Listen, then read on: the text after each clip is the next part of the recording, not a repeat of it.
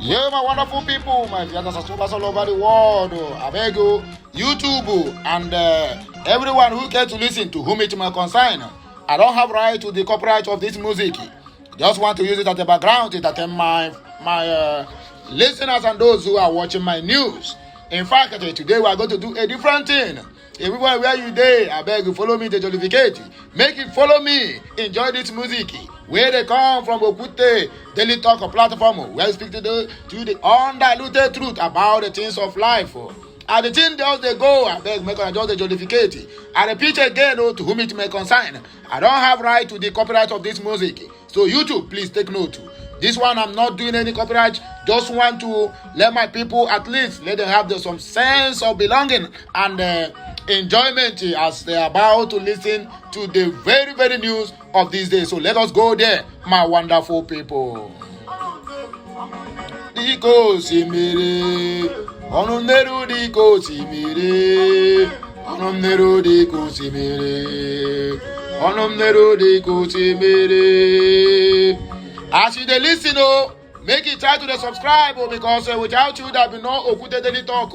And without Okute Daily Talk, there will be no the kind of news I give to you. In fact, I said, let me do a different thing today.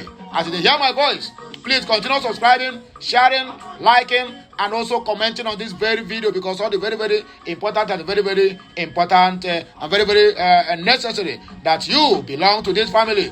We are moving on today at the right direction. Remember, this is the only station that will tell you all you need to know about Mazi Nnamdi Kanu's case, about Simon Ekpa, about the sit at home. Anything you need to know about the Biafran land, contact Okute Daily Talk either by email or by comment. I will be there right for you. I don't have a right to the copyright of this music. YouTube, I repeat myself. So please do bear with me. This one is just my first time of trying this. That is why I said, let my people, when they listen to me, follow me, do what? Jollificate in this music, in this news of this day. In fact, the music don't make me now. I don't begin to not tell you. Anyway, wait, take BO. Make gonna hear this breaking news and headline before we can be able to tell you what we have for us this day. Today happens to be Wednesday, the 12th day in the month of July in the year of 2023. In fact, today is the day my second daughter was born. She's 4 years today. So please, anywhere where you day, please help me type happy birthday to the princess of the house. That is my second daughter. She's 4 years today. So anywhere where you day, and her name happens to be Juliana Ogechuku. So now so the thing take be, make gonna just take this music. They wish her a happy birthday and a long life and prosperity. Let us go there. Nnamdi Kanu must not die in jail. This one is coming from a prominent Nigerian activist. This one is not from the southeast.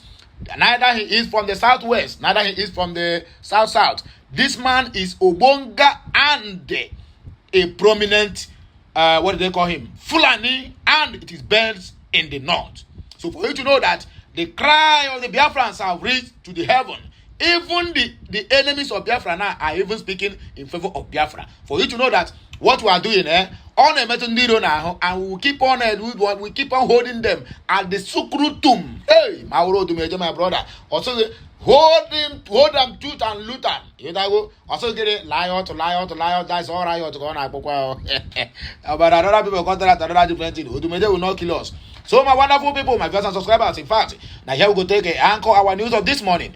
Today, Wednesday, a political activist, Ayomipe Jato, has claimed the immediate past all Poverty Congress led government of former President Muhammadu Buhari passed a baton of militia character to President Bola Ahmed Tinubu after keeping the leader of the indigenous people of Biafra IPOB in prison for years, even when the court of the competent jurisdiction said, allow him and let him go.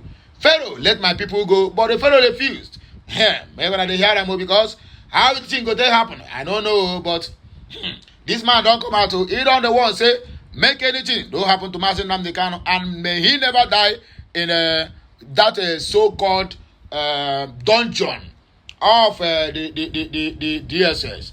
The activists tasked leaders of Igbo ethnic nationality with togetherness in resolving the sit-at-home syndrome, which he described as a burning flame capable of hurting the region more. He spoke on Sunday over the lingering controversies surrounding Kano's continued incarceration by the Department of State Service in Abuja despite court pronouncements for his freedom. Jatto insisted that the southeast region has turned into a war zone without any external aggressor but an enemy they created for themselves, now affecting other regions in the country because of the lack of unity. He also noted that the southeast is a region at war with itself, where innocent primary school children are attacked and Igbo markets set ablaze by loyalists of Mazi Nnamdi Kanu.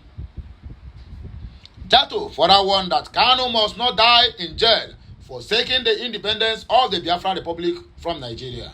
He said the release of Kanu was impossible despite the court order that allowed him to go on bail. I urge President Tinubu and the APC-led government to look into the matter and resolve it amicably as soon as possible. There are other pending cases on him in the course of which only one granted him bail. Mr. President needs to look into it speedily to avoid a civil war which may last for 7 months and 3 weeks as the great seer. The matter requires following a political solution from the presidency and talks with the Eastern allies. The current action of bringing out school children, beating and molesting them, burning down of Amaraku market is inhuman and it will have much effect on the children mentally. Nigeria is killing itself and unfortunately will remain stagnant. The people in the southwest or southeast need to gather and speak with one voice, while the people in the diaspora that have been funding them, claiming that the Fulani herdsmen are killing their women, are now regretting the outcome. It is now clear to them that the Fulani is not the only threat to the southeast. Rather, the lack of unity in the southeast is the threat to itself. On the sit-at-home order, often issued by the pro-Biafra group in the southeast, Mr. Jatto opined, a massive protest is better than sitting at home. The Easterners can't sit at home for 1 million years in the guise that they want Nnamdi Kanu out of prison. To me, it is a self-deceit because it is like one punishing his own children backwards, which will affect the business of the poor Igbos. The Southwest political activists urged President Bola Ahmed Tinubu to grant freedom to the pro-Biafra secessionists, who he described as a strong leader in the Southeast region, so as to restore peace and stability in the country.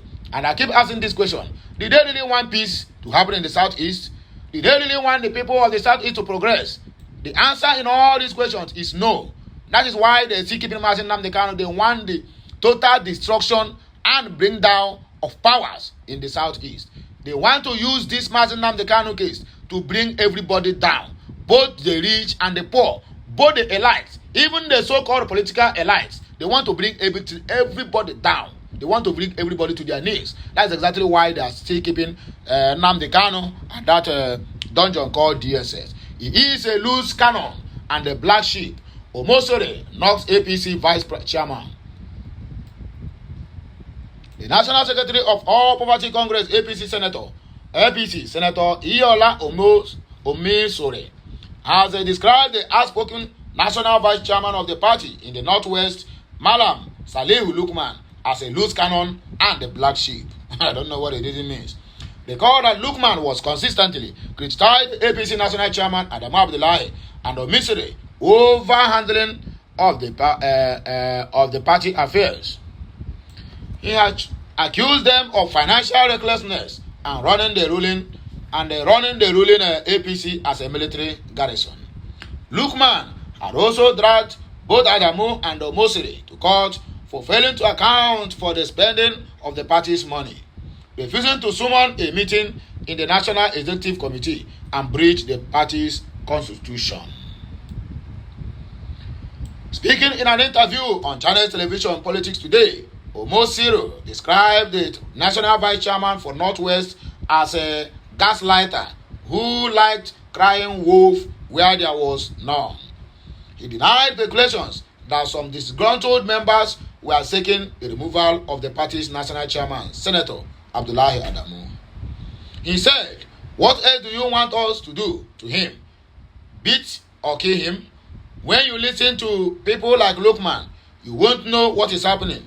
This your Lukman that doesn't attend meetings is acting like a loose cannon. The new working committee members are 25, and only one person, Lukman, has written so many letters which bordered on ignorance on his own part, according to Omosure. About 2 months ago, he came to apologize and held a press conference to say he wasn't well informed about what he did, and all he said were things done within the party. He never attends party meetings. The Osun State politician slammed those backing or standing by Lukman's philosophy, describing them as cowards. He said, "We are not aware of any, but know that they are cowards too. There are cowards everywhere, so it is not impossible. But the point is that out of 25 members of the new working committee, only one person is the black sheep," according to Omosore. He just used to doing the rantings. There is nothing special about it. This was somebody who came to apologize openly at a press conference.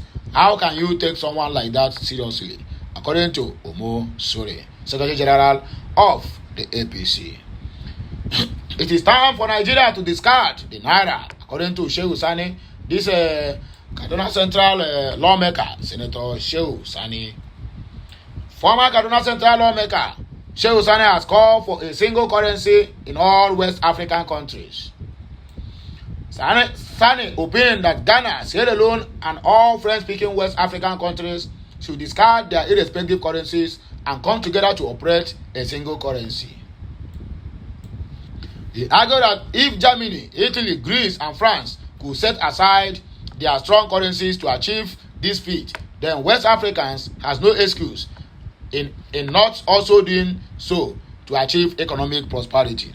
But the Westerners, we never allow them to do that, because when they do it, their own economy will go down. So anyone that brings this idea, either in the Commonwealth, ECOWAS, or African Union, my dear brothers and sisters, they will fight against that person. I mean the Westerners. Speaking via Twitter, Sani wrote, Nigeria should discard the Naira, Ghana should discard the cedi, Gambia should discard the Dalis, Sierra Leone should discard the loan. All the French-speaking West African should discard the CFA. It is time for West Africa to have a single currency. I still wonder why it is so difficult to achieve this. This is one of the things, what they call him, Mama Gaddafi is trying to fight for. One single currency for Africans. One single currency for what? United Africa. But they do what? They gang up and kill him. So no one is going to achieve that, because it's going to affect the economies of our so-called colonial masters, who never in any way want to leave Africa. They still want to continue to colonize Africa until the day that Africa will die. If Germany, Italy, Greece, and France can sacrifice their strong and historical currencies for the collective good of their continent, we have no reason not to sacrifice our territorial banknotes for our common economic prosperity, according to Shehu Sani. National Security Advisor should declare national emergency in Plateau, reps ascertains. It is very clear that the religious cleansing are still going on in the north part of the country, precisely the Plateau and Southern Kaduna. Following the rising insecurity in Plateau State, the House of Representatives had asked the National Security Advisor, Nuhu Ribadu, to declare a national emergency on killings in the northwest state.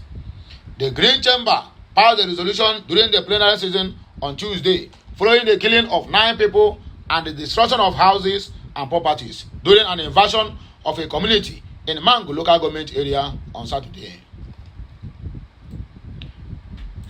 Adopting a motion of urgent public importance sponsored by the lawmaker who represents Jos South and North Federal Constituency, Dachong Bagos, the lower chamber said the National Security Advisor must find the perpetrators behind the killings in the state. Earlier, while moving the motion, Bagos said there has been an increase in the rate of insecurity and killing of innocent souls, including some communities within his constituency. He said the attacks have been occurring in some part of Plateau State for some months now, with crops in farmlands completely destroyed. 7 minors of my immediate constituency were gruesomely killed in cold blood on the 9th of July 2023 around Farin Lamba of Jos South local government area of Plateau State. Most of my people live in fear of the unknown due to insecurity and can no longer access their farmlands with ease, which is their main source of livelihood. The lawmaker said if the insecurity situation is not addressed, citizens will experience food shortages as Plateau is one of the main producers of food crops in the country. Following the adoption of the motion, the lawmakers asked Acting Inspector General of Police IGP Olukayode Egbetokun to investigate the killings and ensure culprits are made to face justice. Story for the gods. Custom Bowes visit Tinubu says only 6 borders are opened for now.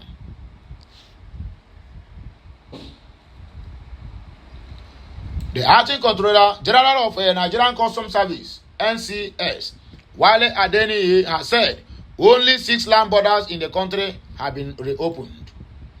According to the Custom Bowes, only the strategic borders were reopened in 2022, and there are no plans to open the other closed borders.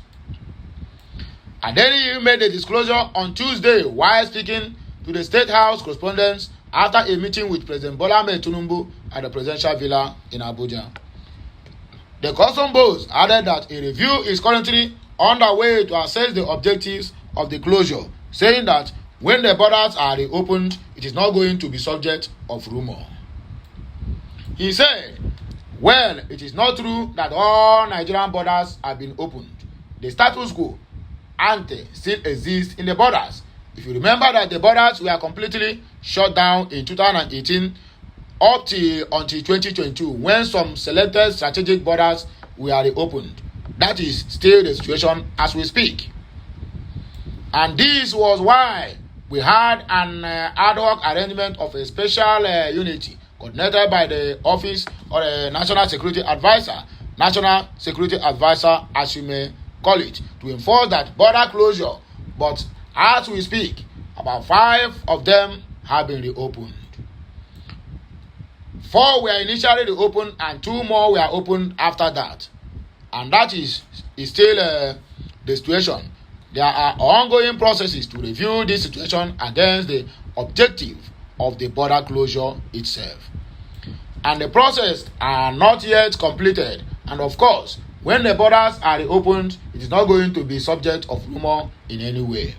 Speaking further, Adeniyi said there are plans to visit the Republic of Benin to engage with the country's customs administration as part of efforts to enhance border security and regional integration. The aim of the visit is to foster collaborations, address border security concerns, facilitate importation across the border, and explore technological solutions to complex border challenges, he added. Recall that former President Muhammadu Buhari had in August 2019 shut all land borders in the country as part of efforts to curtail smuggling and boost local production of rice. However, on December 6 of 2020, Buhari ordered the immediate reopening of 4 land borders, according to the news we have here. Former governor issues warning, a very, very stern warning to Tinubu over ministerial appointments. He said, don't appoint ex-governors. Otherwise, your government will be like the past government. Former Kaduna State Military Governor, Colonel Abubakar Danjiwa Omar, retired, has urged President Tinubu to avoid appointing desperate lobbyists in his cabinet. Otherwise, he will end up being like Buhari. Nigeria report that the former military officer made this known in a statement to journalists on Tuesday.